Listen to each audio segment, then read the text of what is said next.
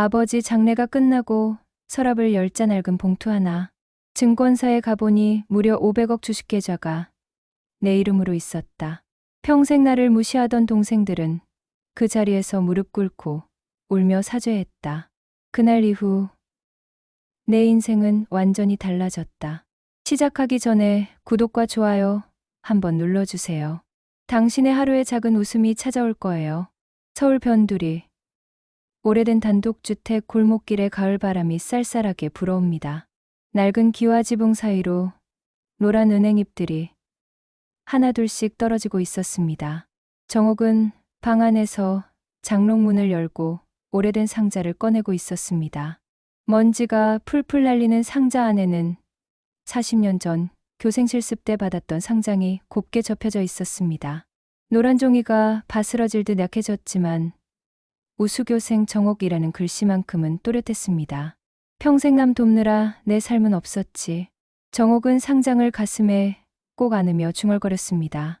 72세가 된 지금까지 정옥은 언제나 누군가를 위해 살았습니다.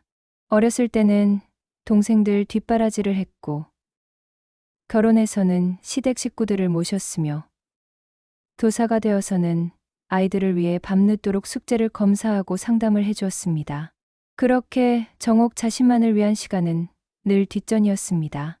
창밖으로 동네 구멍가게 할머니가 지나가는 모습이 보였습니다. 정옥은 상장을 다시 상자에 넣고 밖으로 나갔습니다. 어머, 정옥이 어디 가시나? 안녕하세요, 할머니. 라면 하나만 주세요. 또 혼자 드시게? 이런 나이에 혼자 사는 게 얼마나 쓸쓸한데. 자식들은 뭐 하나? 할머니의 말에 정옥은 씁쓸하게 웃었습니다. 자식들이라고 해봤자 아들 하나뿐인데 그마저도 1년에 한두 번 안부 전화나 하는 정도였습니다. 며느리는 정옥을 귀찮아했고 손자들은 할머니가 있는지도 모르는 듯했습니다. 할머니, 저는 혼자가 편해요. 누구 눈치 볼 것도 없고 마음대로 살 수 있잖아요. 그래도 가족이 있어야지. 아, 그러고 보니 정옥이 아버지는 어떻게 지내시나? 시골에서 농사 짓고 계시다면서? 정옥의 표정이 순간 굳어졌습니다. 아버지 이야기만 나오면 마음 한구석이 답답해졌습니다. 평생 아버지는 아들인 태식만을 귀여워했습니다. 딸들은 그저 시집 보내면 그만인 존재였고 그 중에서도 맏딸인 정옥은 집안일과 동생들 뒷바라지만 해야 하는 존재였습니다. 네, 잘 지내시겠죠? 정옥은 라면을 들고 집으로 돌아왔습니다. 저녁 때가 되어 라면을 끓여 먹고 있던 중에 핸드폰이 울렸습니다. 화면에 둘째 순자라는 이름이 떴습니다. 여보세요? 언니, 큰일 났어. 아버지가. 순자의 목소리가 떨리고 있었습니다.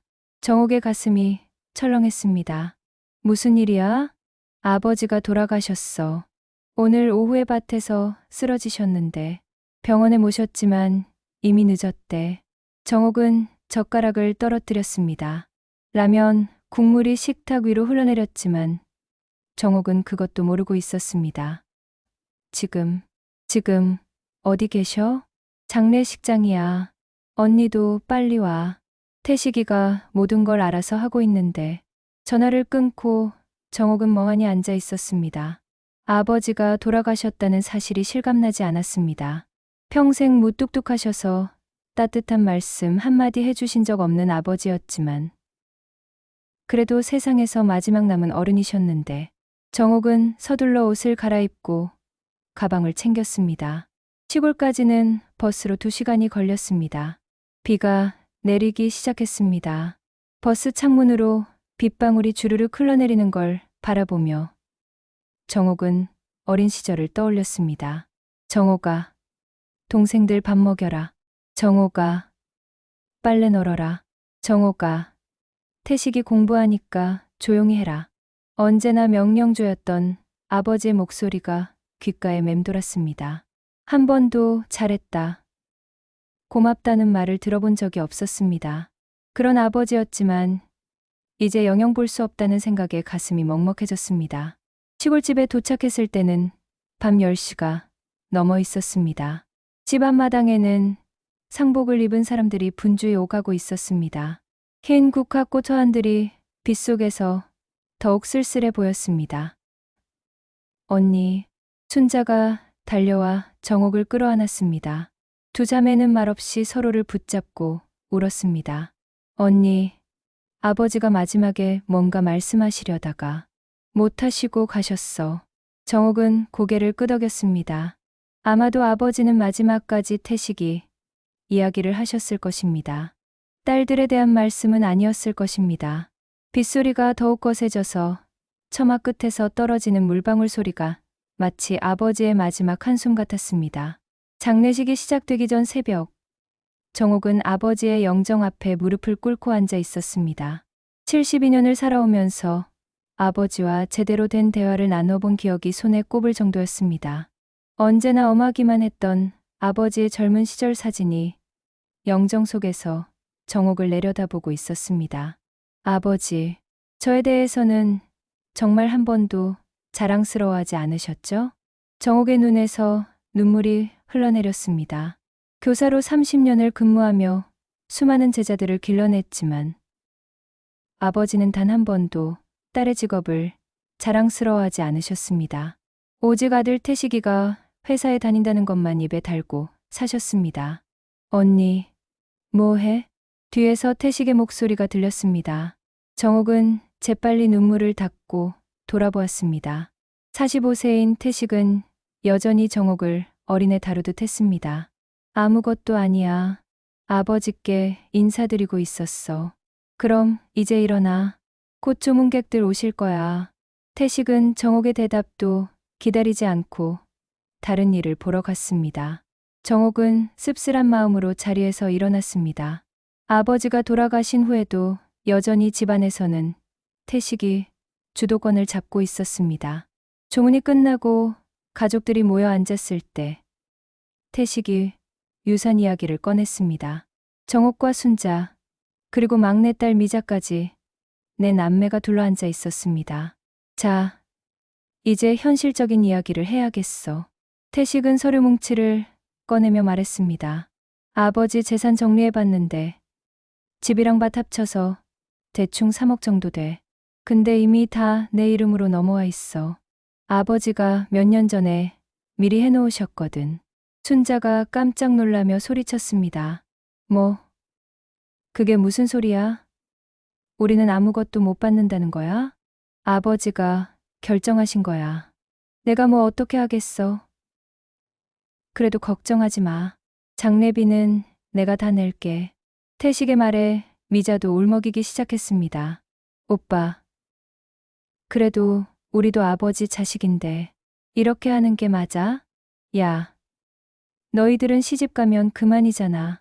나는 가문을 이어가야 하고 제사도 지내야 하고 당연히 재산도 아들이 물려받는 거지. 정옥은 가만히 듣고 있다가 조용히 말했습니다. 태식아, 아버지가 정말 그렇게 말씀하셨어? 직접 들었어? 뭐, 언니가 뭘 의심하는 거야? 등기부등본 여기 있어. 보라고. 태식이 서류를 정옥 앞으로 밀어넣었습니다. 정말로 모든 재산이 태식 이름으로 되어 있었습니다. 정옥은 참담한 마음이 들었습니다. 우린 평생 아버지 심부름꾼이었는데 이게 뭐냐고. 순자가 목 놓아 울기 시작했습니다. 미자도 따라서 훌쩍거렸습니다. 아버지는 평생 아들만 사랑하셨어. 우리는 그냥 집안일 하는 기계였지. 정옥의 가슴 속에서도 분노가 끓어오르고 있었습니다. 하지만 겉으로는 태연한 척했습니다.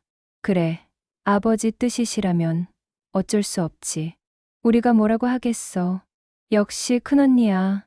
이해해줘서 고마워. 태식은 만족스럽다는 표정을 지었습니다. 하지만 정옥의 속마음은 달랐습니다. 마지막까지 나를 없는 사람 취급하시네.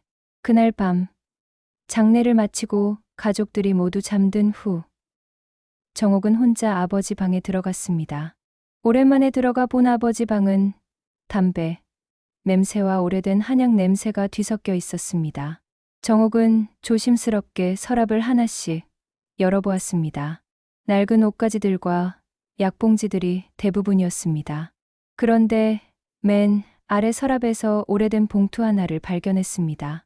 봉투 겉면에는 아버지의 손글씨로 큰딸에게 전해주라는 글귀가 적혀 있었습니다. 정옥의 심장이 두근거리기 시작했습니다. 아버지가 자신에게 남긴 것이 있다니. 봉투를 열어보니 증권사 통장 하나와 작은 메모지가 들어 있었습니다. 메모지에는 이렇게 적혀 있었습니다. 정옥아, 내가 평생 고생만 했구나. 이것은 너만을 위한 것이다. 다른 누구에게도 말하지 말고 혼자서 처리해라. 정옥의 손이 떨렸습니다. 증권사 통장을 보니 KL증권이라는 회사 이름이 적혀 있었고 계좌번호와 비밀번호가 메모되어 있었습니다. 이게 뭐지? 정옥은 가슴이 두근거려서 잠을 이룰 수 없었습니다. 아버지가 평생 자신을 홀대했다고 생각했는데 마지막에 이런 것을 남겨주시다니. 도대체 이 계좌에는 무엇이 들어있는 것일까? 새벽까지 뒤척이다가 정옥은 결심했습니다. 서울로 돌아가서 직접 증권사에 가보기로 했습니다. 아무도 모르게 혼자서 확인해 보기로 했습니다. 다음 날 아침, 정옥은 가족들에게 급한 일이 있다며 먼저 서울로 돌아간다고 했습니다. 언니, 뭔 급한 일이야? 아버지 49제까지는 있어야 하는 거 아니야? 순자가 의아했지만 정옥은 얼버무렸습니다. 집에 처리할 일이 있어서 곧 다시 올게. 버스에 몸을 맡기고 서울로 향하는 길에 정옥은 계속 봉투를 만지작거렸습니다. 평생 아버지에 대해 서운함만 가지고 살았는데 혹시 자신이 잘못 생각한 것은 아닐까 하는 마음이 들었습니다. 창밖으로 흘러가는 풍경을 보며 정옥은 가슴 깊은 곳에서 희망이라는 감정이 살며시 고개를 드는 것을 느꼈습니다. 서울에 도착한 정옥은 집에 가방을 내려놓자마자 아버지가 남긴 봉투를 다시 꺼내 들여다보았습니다. KL증권이라는 회사 이름을 인터넷에서 검색해보니 강남에 본점이 있는 큰 증권회사였습니다. 정옥은 평생 주식이나 증권 같은 것과는 거리가 멀었기 때문에 모든 것이 낯설었습니다. 아버지가 주식을 하셨다고? 그런 분이 아니셨는데 정옥은 의아하면서도 궁금증을 참을 수 없었습니다. 다음 날 아침 일찍 정옥은 정장을 차려입고 지하철을 타고 강남으로 향했습니다. 손에는 아버지의 통장과 신분증, 그리고 가족관계증명서를 꼭 쥐고 있었습니다. KL증권 본점은 30층 높이의 유리 건물이었습니다. 정옥은 이런 번화한 곳에 와본 것이 오랜만이라 잠시 주눅이 들었습니다. 하지만 아버지의 마지막 말씀을 생각하며 용기를 냈습니다. 1층 안내데스크에서 상속 관련 업무를 문의하니 3층 개인자산관리팀으로 안내해 주었습니다. 엘리베이터 안에서 정옥의 가슴은 두근거렸습니다. 과연 이 계좌에는 무엇이 들어있을까? 아버지가 평생 모으신 돈이 얼마나 될까? 3층에 내리니 깔끔한 사무실이 나타났습니다. 젊은 직원이 정옥을 상담실로 안내했습니다. 어떻게 오셨나요? 아버지가 돌아가셔서 상속 관련해서 확인하고 싶은 계좌가 있습니다. 정옥은 떨리는 목소리로 서류들을 건네주었습니다. 직원은 서류를 꼼꼼히 확인한 후 컴퓨터를 두드리기 시작했습니다. 계좌번호를 말씀해 주세요. 정옥이 메모지에 적힌 번호를 불러주자 직원의 표정이 순간 굳어졌습니다. 그리고 다시 한번 화면을 확인하더니 놀란 눈으로 정옥을 바라보았습니다. 잠시만요. 팀장님께 확인해 보겠습니다. 직원이 황급히 자리를 뜨더니 중년 남성과 함께 돌아왔습니다. 팀장이라고 소개한 그 남성은 정옥을 정중하게 맞이했습니다. 안녕하세요. 김 팀장이라고 합니다. 고인이 되신 아버님과는 오래전부터 거래를 해왔습니다. 네. 그런데 이 계좌에는 무엇이 들어있나요? 고객님, 먼저 마음의 준비를 하세요. 김 팀장의 표정이 매우 진지해졌습니다. 이 계좌의 현재 평가 금액이 500억 원입니다. 네.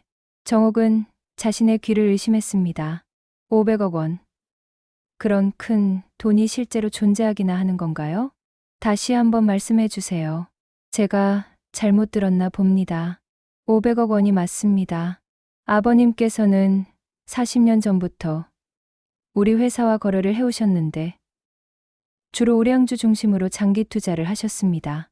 삼성전자, SK하이닉스, 네이버 같은 주식들을 아주 일찍부터 매입하셔서 지금까지 보유하고 계셨거든요. 정옥은 의자에서 일어설 수도 없었습니다. 다리에 힘이 풀려버렸습니다. 그런데 아버지가 어떻게 이런 돈을?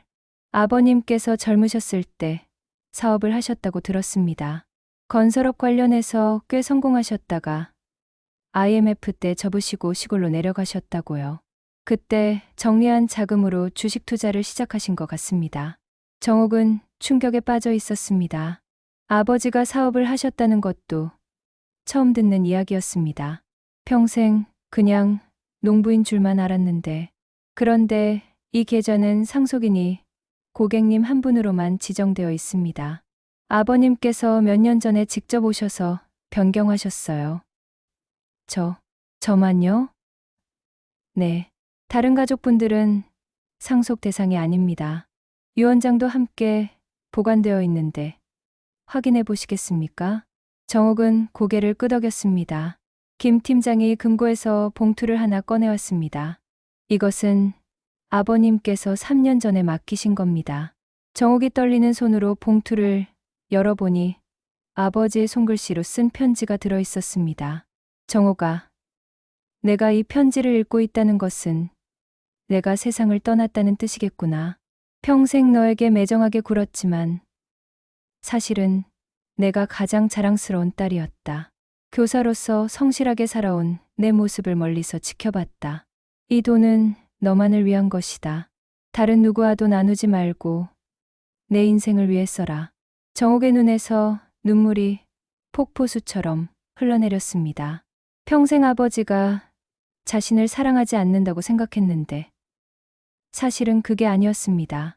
고객님, 괜찮으세요? 김 팀장이 걱정스럽게 물어봤지만 정옥은 대답할 수가 없었습니다. 천천히 생각해 보세요. 이런 큰 금액은 신중하게 관리해야 합니다. 필요하시면 저희가 자산관리 서비스도 도와드릴 수 있고요. 정옥은 고개를 끄덕이며 자리에서 일어났습니다. 오늘은 이만 가보겠습니다. 시간이 필요할 것 같아요. 물론입니다. 언제든지 연락하세요. 증권회사를 나온 정옥은 길거리를 비틀거리며 걸었습니다. 500억 원이라는 돈이 얼마나 큰 돈인지 실감이 나지 않았습니다. 평생 교사 월급 받으며 알뜰하게 살았던 정옥에게는 상상할 수도 없는 금액이었습니다. 평생 교사 월급 모아도 이런 돈은 못 벌 텐데. 정옥은 혼자 중얼거렸습니다. 그런데 문득 가족들 생각이 났습니다. 태식이와 순자, 위자가 이 사실을 알게 되면 어떻게 될까? 분명히 가만히 있지 않을 것입니다. 특히 태식이는 모든 재산이 자신에게 왔다고 생각하고 있는데 정작 가장 큰 재산은 정옥에게 온 것을 알게 되면 어떤 반응을 보일까? 지하철을 타고 집으로 돌아가는 길에 정옥의 마음은 복잡했습니다. 아버지의 사랑을 뒤늦게 확인한 기쁨도 있었지만 동시에 이 큰 비밀을 혼자 감당해야 한다는 부담감도 컸습니다. 집에 도착해서 정옥은 아버지의 편지를 다시 읽어봤습니다. 다른 누구와도 나누지 말고 내 인생을 위해 써라는 문장이 계속 머릿속에 맴돌았습니다. 아버지, 이제야 저를 사랑하셨다는 걸 알겠어요. 하지만 동시에 걱정도 되었습니다. 이런 큰 돈을 어떻게 관리해야 할까? 그리고 가족들에게는 언제, 어떻게 이야기해야 할까? 정옥의 눈앞에는 새로운 세계가 열렸지만 그 세계가 마냥 밝아 보이지만은 않았습니다. 며칠 동안 정옥은 집에서 나오지 못했습니다. 500억 원이라는 현실이 받아들여지지 않았습니다. 거울을 볼 때마다 평범한 72세 할머니의 모습만 보였는데 그런 자신이 갑자기 거대한 돈의 주인이 되었다니 꿈만 같았습니다. 핸드폰이 계속 울렸습니다. 태식이와 순자, 미자에게서 온 전화였지만 정옥은 받을 수가 없었습니다. 아직 마음의 정리가 되지 않았기 때문입니다. 언니, 왜 전화를 안 받아? 걱정되잖아. 마침내 순자가 직접 집으로 찾아왔습니다. 정옥은 어쩔 수 없이 문을 열어주었습니다. 무슨 일이야? 며칠째 연락이 안 되더니. 아무것도 아니야. 그냥 몸이 좀 안 좋아서. 아픈데 왜 혼자 있어? 병원은 갔어? 순자는 정옥을 걱정하는 표정이었습니다. 정옥은 죄책감이 들었습니다. 동생이 자신을 걱정하고 있는데 거대한 비밀을 숨기고 있다니. 언니, 사실은 태식이가 보낸 거야. 유산 정리하면서 궁금한 게 있다고. 무슨 궁금한 게? 아버지 통장을 정리하고 있는데 뭔가 빠진 게 있는 것 같대. 아버지가 옛날에 사업하셨을 때 돈이 좀 있으셨잖아. 그런데 지금 나온 재산이 너무 적다는 거야. 정옥의 가슴이 쿵 떨어졌습니다. 태식이가 눈치를 챈 것일까? 그런 거 내가 어떻게 알아? 아버지 일은 아버지만 아셨을 텐데. 그래도 혹시 아버지가 언니한테 뭔가 말씀하신 게 없어? 맞다리니까 뭔가 따로 맡기신 게 있을 수도 있잖아. 순자의 말에 정옥은 식은땀이 났습니다. 동생들이 벌써 의심하기 시작한 것입니다. 정말 아무것도 없어. 아버지가 나한테 뭘 맡기시겠어. 평생 태식이만 아끼셨는데. 그렇긴 하지만 아무튼 태식이가 계속 찾고 있으니까 혹시 생각나는 게 있으면 연락해. 순자가 돌아간 정옥은 불안해졌습니다. 이렇게 계속 숨기고 살 수는 없을 것 같았습니다. 언젠가는 들킬 수밖에 없을 텐데. 그때 가족들이 어떤 반응을 보일까? 다음 날, 정옥은 용기를 내어 가족들을 시골집으로 불러 모았습니다. 더 이상 혼자 이 비밀을 간직할 수 없었습니다. 갑자기 왜 모이자는 거야? 태식이 불만스럽게 말했습니다. 아버지에 대해서 말해야 할 게 있어서. 뭔데? 또 무슨 사연팔이 하려고? 태식의 말투가 거칠어졌습니다. 정옥은 깊게 숨을 들이쉬고 봉투를 꺼냈습니다. 아버지가 나한테 이걸 남겨주셨어. 봉투에서 증권통장과 유언장을 꺼내 보여주자 태식의 표정이 순간 굳어졌습니다. 이게 뭐야? 아버지 계좌야. 500억 원이 들어있어. 순간 방 안이 조용해졌습니다. 순자와 미자는 입을 벌린 채 정옥을 바라보았고 태식은 믿을 수 없다는 표정을 지었습니다. 500억. 그게 말이 돼? 아버지가 그런 돈을 어디서? 아버지가 젊으셨을 때 사업하시면서 번 돈으로 주식 투자를 하셨다고 해. 정옥이 증권회사에서 들은 이야기를 설명하자 태식의 얼굴이 점점 붉어졌습니다. 그럼 그 돈도 당연히 나한테 와야 하는 거 아니야? 다른 재산은 다 내가 상속받았는데. 아니야. 이 계좌는 처음부터 내 이름으로만 되어 있어. 아버지가 직접 그렇게 하셨다고 해. 태식이 벌떡 일어났습니다. 말도 안 돼. 그 돈. 아버지가 나한테 쓰라고 모은 거야. 내가 뭘 안다고 그 돈을 가져가려 해? 태식아. 진정해.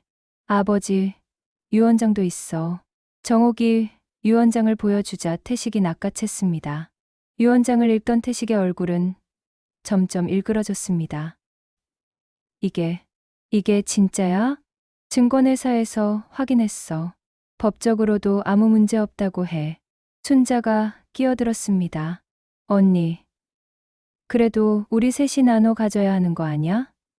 우리도 아버지 자식인데. 등기부등본이든 계좌든 다 내 이름으로 되어 있어. 아버지가 선택하신 거야. 정옥도 참다 목소리를 높였습니다. 평생 참고 살았지만 이번만큼은 물러설 수 없었습니다. 언니가 그렇게 나올 거야? 미자도 화를 내기 시작했습니다. 평생 우리는 뒷전이고 언니만 챙기셨다는 거야? 그럼 우리는 뭐가 되는 거야? 나도 평생 뒷전이었어. 아버지가 언제 나를 챙기셨어? 이것도 마지막에 알게 된 거야. 가족들 사이에 말다툼이 벌어졌습니다.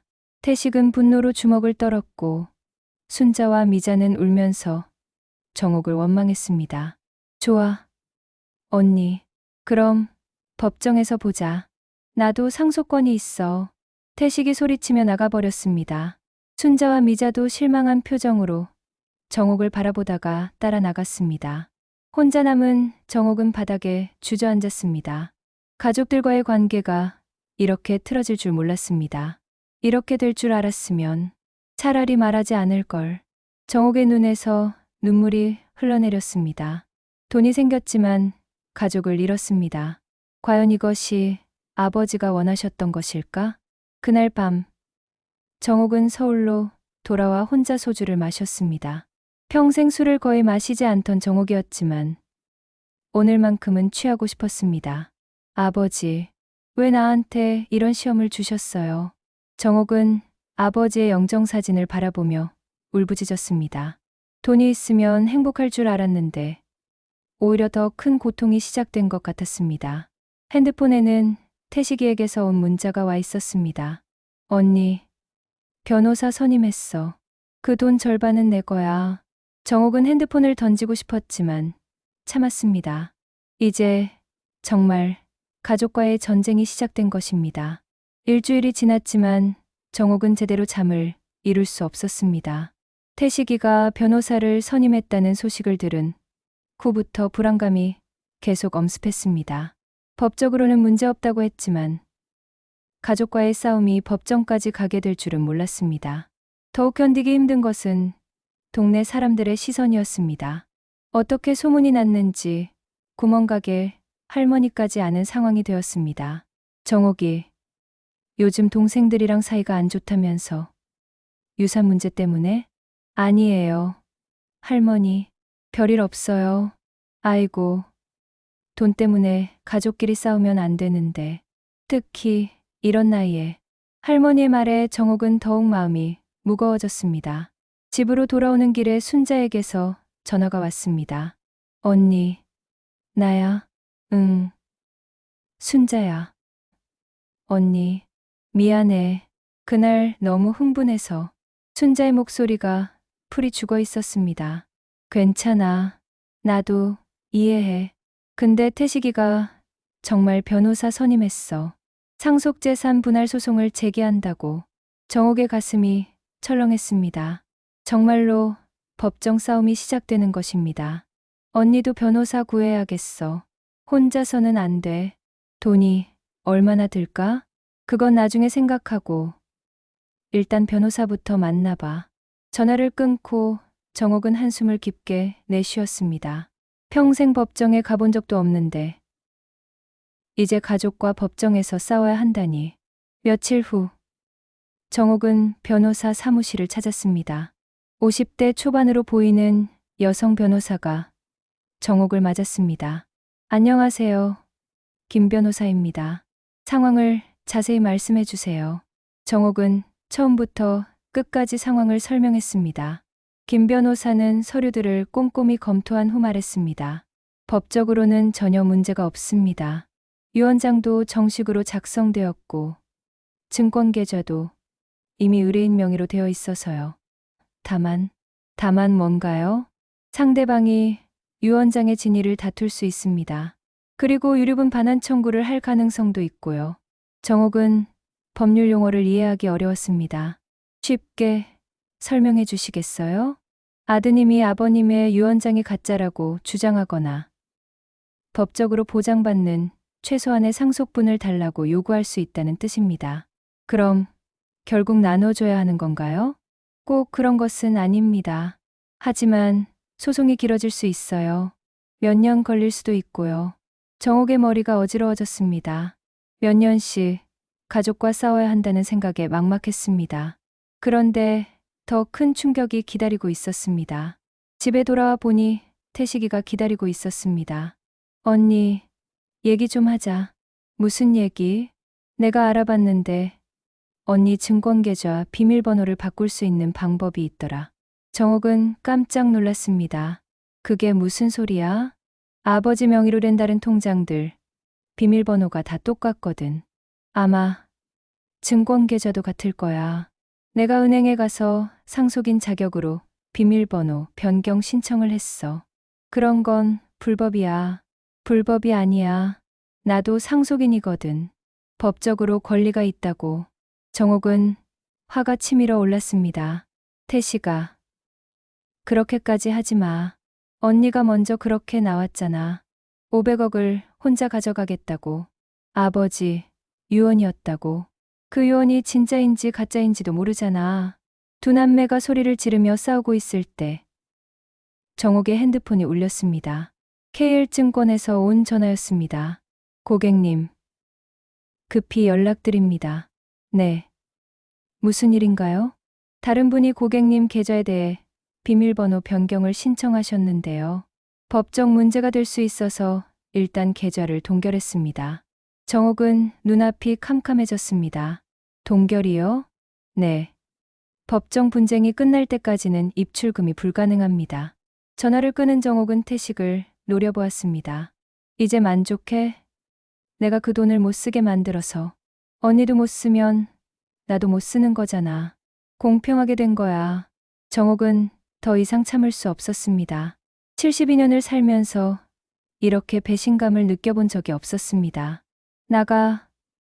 당장 나가. 언니가 먼저 양보하면 되잖아. 절반만 나눠주면 이런 일 없어.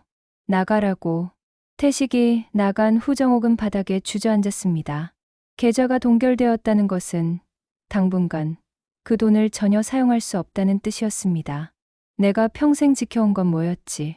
가족도, 신뢰도 다 무너졌어. 정옥은 소주병을 꺼내 혼자 마시기 시작했습니다. 평생 술을 거의 마시지 않던 정옥이었지만 지금은 취하지 않으면 견딜 수 없었습니다. 핸드폰에는 순자와 미자에게서도 차갑게 식은 문자들이 와 있었습니다. 언니, 태식이 말이 맞는 것 같아. 우리도 권리가 있잖아. 언니, 혼자 독차지하려는 거 아니야? 실망이야. 정옥은 핸드폰을 벽에 던지고 싶었지만 참았습니다. 그리고 아버지의 영정사진을 바라보며 울부짖었습니다. 아버지, 이게 아버지가 원하신 거예요? 가족끼리 이렇게 싸우는 게? 정옥의 눈에서 눈물이 멈추지 않았습니다. 돈이 생겼다고 행복해했던 자신이 바보 같았습니다. 오히려 이 돈 때문에 모든 것이 무너지고 있었습니다. 창밖으로는 비가 내리기 시작했습니다. 빗소리가 정옥의 울음소리와 섞여 더욱 처량하게 들렸습니다. 내가 뭘 잘못한 거지? 정옥은 소주잔을 기울이며 혼자 중얼거렸습니다. 72년을 살면서 가장 절망스러운 순간이었습니다. 정옥은 며칠째 집 밖으로 나가지 못하고 있었습니다. 동네 사람들의 수군거림이 두려워서였습니다. 유산 분쟁 소식이 온 동네에 퍼진 상황에서 밖으로 나가면 모든 시선이 자신에게 쏠릴 것 같았습니다. 소주병이 하나둘씩 늘어갔습니다. 평생 술과 거리가 멀었던 정옥이었지만 지금은 술 없이는 잠들 수도 없었습니다. 거울을 보니 며칠 사이에 얼굴이 많이 야위어 있었습니다. 그런데 3일째 되는 날 아침 초인종이 울렸습니다. 정옥은 나가고 싶지 않았지만 대속 울리는 벨소리에 어쩔 수 없이 문을 열었습니다. 누구세요? 정옥이구나. 나야. 박영감이다. 문 밖에는 80세가 넘어 보이는 노인이 서 있었습니다. 아버지의 오랜 친구였던 박영감이었습니다. 어머, 박할아버지, 어떻게 여기까지? 내 아버지 때문에 왔다. 들어가도 되겠니? 정옥은 황급히 집안을 치우고 박영감을 모셨습니다. 박영감은 정옥의 얼굴을 자세히 들여다보더니 안타까운 표정을 지었습니다. 많이 힘들었구나. 아니에요. 괜찮아요. 괜찮을 리가 있나. 온 동네가 다 아는데. 박영감은 가방에서 작은 USB를 꺼냈습니다. 내 아버지가 마지막에 이걸 나한테 맡겼다. 정옥이에게 전해달라고 하면서. 정옥의 손이 떨렸습니다. 아버지가 또 다른 무엇을 남겨두신 것일까? 이게 뭔가요? 영상, 유언이다. 내 아버지가 몸이 많이 안 좋으셨을 때 내 집에서 찍으신 거야. 영상, 유언이요? 그래. 컴퓨터에 꽂아보면 나올 거다. 정옥은 서둘러 노트북을 켜고 USB를 연결했습니다. 화면에 아버지의 모습이 나타났습니다. 몇 달 전 모습이었는데도 아버지는 많이 야위어 보였습니다. 화면 속 아버지가 떨리는 목소리로 말하기 시작했습니다. 정옥아, 이 영상을 보고 있다는 것은 내가 세상을 떠났다는 뜻이겠구나. 정옥의 눈에서 눈물이 흘러내렸습니다. 아버지는 평생 너를 사랑하면서도 제대로 표현하지 못했다. 남자라는 게, 그 시대를 산 사람이라는 게 핑계일까? 아버지의 목소리가 점점 작아졌습니다. 정옥아, 넌 평생 가족을 위해 희생했다. 어렸을 때는 동생들 뒷바라지를 했고, 시집가서도 시댁을 잘 모셨고, 교사로서도 아이들을 위해 헌신했지. 정옥은 소리 없이 울고 있었습니다. 그런데 아버지는 너에게 한 번도 고맙다는 말을 하지 못했구나. 자랑스럽다는 말도. 화면 속 아버지도 눈물을 흘리고 있었습니다. 내가 젊었을 때 사업으로 번 돈으로 주식을 샀다. 40년 동안 한 번도 팔지 않고 모았다. 오직 너를 위해서 말이다. 정옥은 믿을 수 없었습니다. 40년 동안 자신을 위해서 돈을 모으셨다고? 태식이에게는 집과 땅을 줬다. 아들로서 당연히 받을 몫이다. 하지만 진짜 큰 재산은 너에게 주고 싶었다. 평생 희생만 했던 내가 이제는 내 인생을 살았으면 해서. 박영감이 정옥의 어깨를 두드렸습니다. 내 아버지 마지막 말씀이 큰딸만 믿는다고 하셨다. 정옥이만이 이 돈을 제대로 쓸 것이라고. 영상은 계속 이어졌습니다. 정옥아, 다른 사람들이 뭐라고 해도 흔들리지 마라. 이 돈은 내 것이다. 내가 받을 자격이 있는 돈이다. 아버지가 화면을 향해 손을 뻗었습니다. 미안하다. 정옥아, 평생 사랑한다는 말 한 번 못해서 이제라도 말한다. 사랑한다. 내 딸. 영상이 끝나자 정옥은 엎드려 울었습니다. 평생 듣고 싶었던 말을 이제야 들을 수 있었습니다. 박영감이 조용히 말했습니다. 내 아버지가 얼마나 너를 걱정하셨는지 모른다. 동생들이 물려받은 재산에 욕심을 낼까봐, 너를 힘들게 할까봐. 정말 아버지가 저를 사랑하셨던 건가요? 당연하지. 내가 교사가 되었을 때 얼마나 자랑스러워 하셨는지. 다만 표현을 못하셨을 뿐이야. 정옥은 아버지의 사랑을 뒤늦게 확인하고 나니 마음에 변화가 일어났습니다. 며칠 전까지만 해도 이 모든 상황이 원망스러웠는데 이제는 아버지의 뜻을 지켜야겠다는 생각이 들었습니다. 박할아버지, 저 이제 어떻게 해야 할까요? 내 아버지 뜻대로 하면 된다. 그 돈은 내 것이야. 당당하게 지켜라. 박영감이 돌아간 후 정옥은 거울 앞에 섰습니다. 며칠 전과는 다른 자신을 발견했습니다. 눈빛이 달라져 있었습니다. 그래, 이제는 나를 위해 살아야 해. 정옥은 결심했습니다. 계좌를 지키겠다고. 아버지가 40년간 자신을 위해 모으신 그 돈을 끝까지 지키겠다고. 변호사에게 전화를 걸었습니다. 김 변호사님, 저예요. 영상 유언장을 하나 더 발견했습니다. 영상 유언장이요? 그럼 더 유리해지겠네요. 네. 이제 끝까지 싸울 각오가 됐어요. 핸드폰에는 여전히 태식이와 동생들에게서 협박성 문자들이 오고 있었지만 정옥은 더 이상 두렵지 않았습니다. 아버지, 이제 알겠어요. 제가 왜 이 돈을 받아야 하는지. 정옥은 아버지의 영정사진을 바라보며 다짐했습니다. 이제 진짜 싸움이 시작되는 것입니다. 하지만 이번에는 달랐습니다. 아버지의 사랑을 확인했기 때문에 더 이상 흔들리지 않을 자신이 있었습니다. 창밖으로는 해가 뜨고 있었습니다. 며칠 만에 보는 따뜻한 햇살이었습니다. 아버지의 영상 유언을 본 후 정옥의 마음은 완전히 달라졌습니다. 이제 더 이상 물러설 이유가 없었습니다. 며칠간 술에 의존하며 자포자기했던 모습과는 완전히 다른 사람이 되었습니다. 정옥은 김 변호사에게 영상 유언을 가져갔습니다. 변호사는 영상을 보더니 놀란 표정을 지었습니다. 이거면 완벽합니다. 상대방이 어떤 주장을 해도 반박할 수 있어요. 정말요? 네. 영상 유언은 문서보다 더 강력한 증거가 됩니다. 게다가 증인도 있고요. 정옥은 안도의 한숨을 내쉬었습니다. 이제 법적으로는 문제없다는 확신이 서겠습니다. 그런데 상대방 변호사에서 조정을 신청했습니다. 조정이요? 법정에서 싸우기 전에 합의를 시도해 보자는 거죠. 법원에서 조정위원이 중재해주는 방식입니다. 정옥은 잠시 생각해 봤습니다. 가족끼리 법정에서 싸우는 것보다는 조정이 나을 수도 있었습니다. 알겠습니다. 조정에 응하겠어요. 일주일 후, 가족 조정실에 모든 가족이 모였습니다. 정옥과 태식이, 순자, 미자 그리고 각자의 변호사들이 둘러앉았습니다. 분위기는 얼음장처럼 차가웠습니다. 조정위원이 상황을 설명한 후 말했습니다. 가족 간의 분쟁은 모두에게 상처가 됩니다. 합리적인 선에서 합의점을 찾아보시죠. 태식이 먼저 입을 열었습니다. 저는 절반을 요구합니다. 아들로서 당연한 권리라고 생각해요. 근거가 있나요? 조정위원이 물어보자 태식의 변호사가 대답했습니다. 유류분 반환 청구권에 의해 법정 상속분의 절반은 보장받을 수 있습니다. 그러자 정옥의 변호사가 반박했습니다. 하지만 이미 다른 재산으로 충분한 상속을 받았습니다.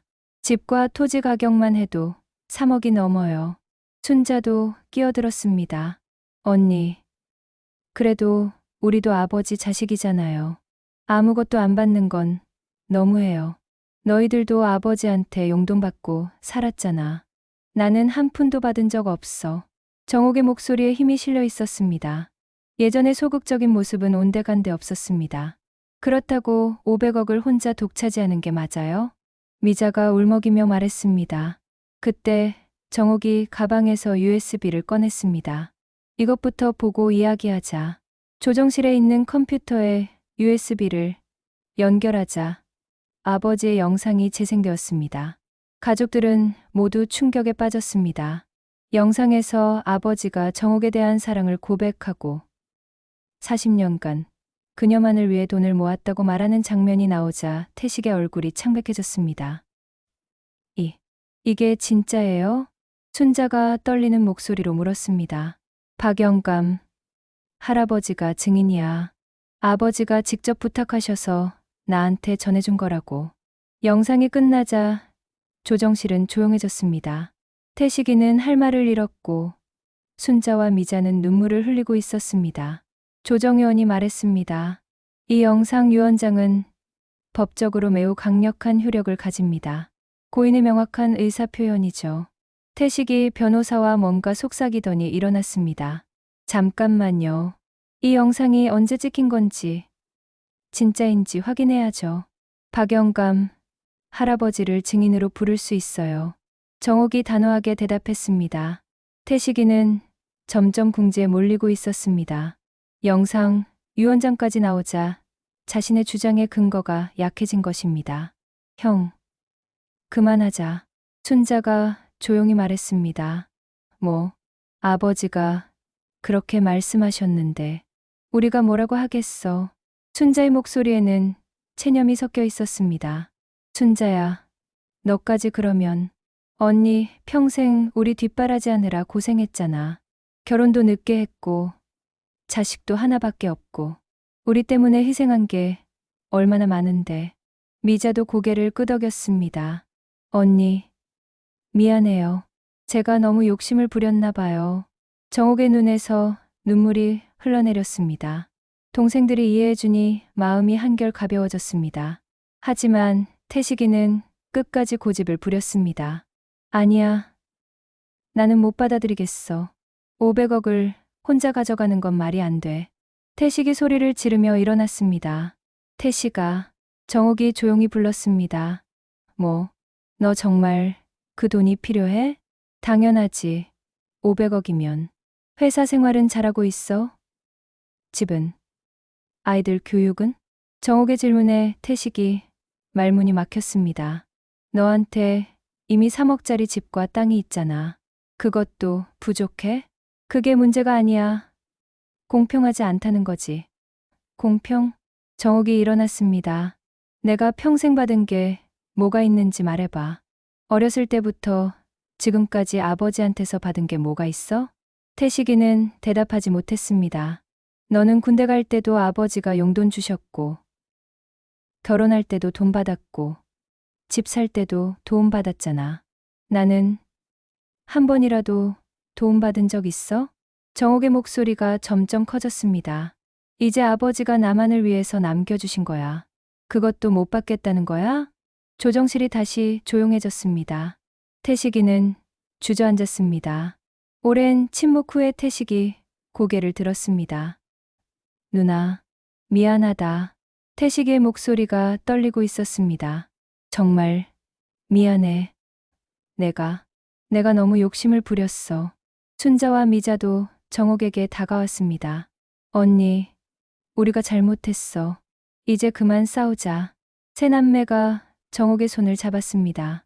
정옥은 눈물을 흘리며 가족들을 안아주었습니다. 고마워. 이해해줘서. 조정현도 흐뭇한 표정으로 지켜보았습니다. 가족이니까 이해할 수 있는 거겠죠. 합의가 된 것 같으니 조정서를 작성하겠습니다. 하지만 정옥에게는 또 다른 계획이 있었습니다. 잠깐만요. 정옥이 모든 사람들을 바라보며 말했습니다.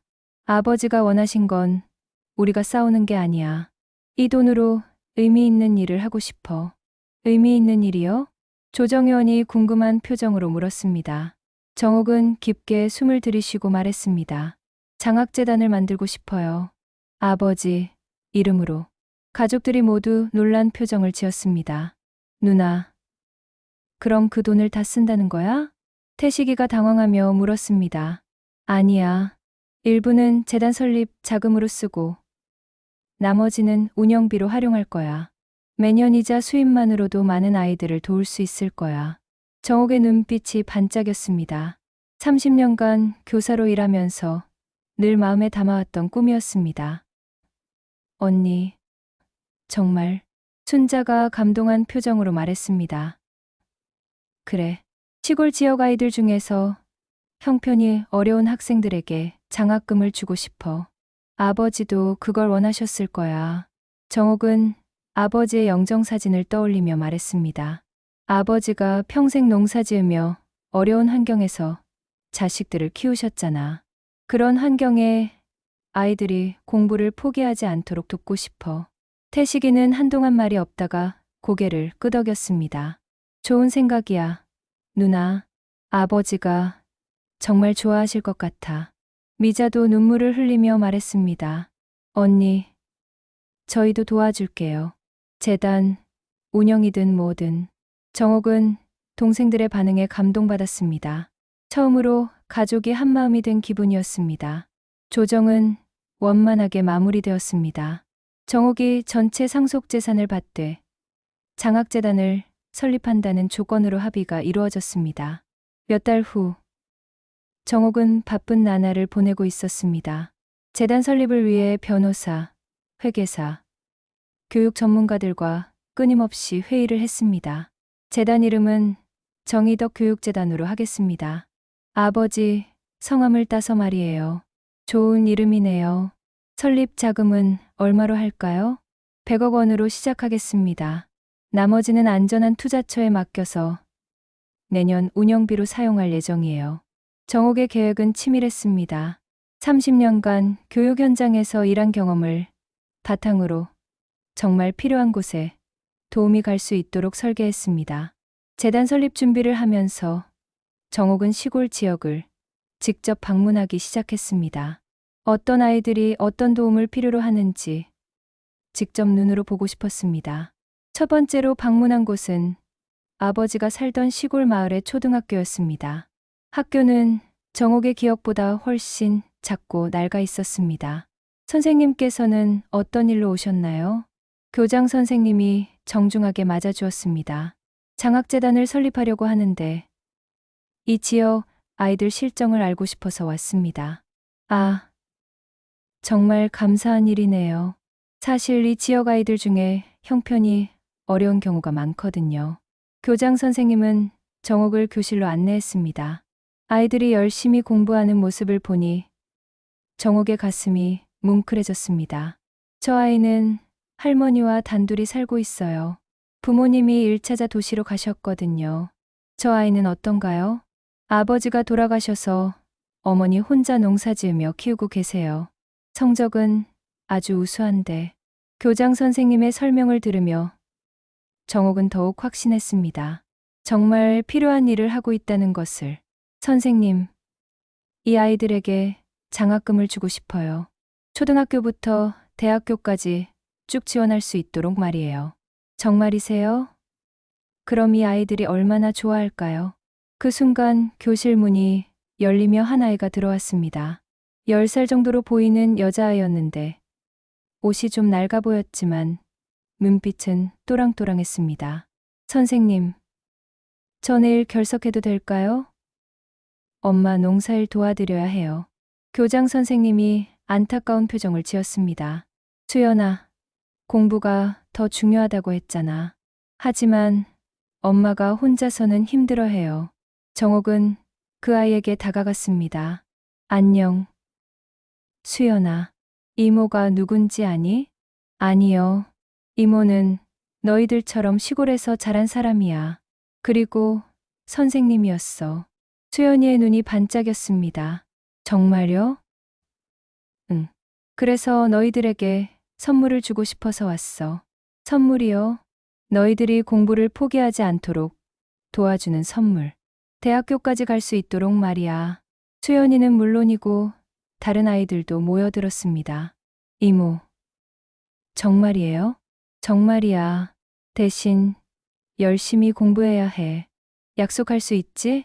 네, 약속해요.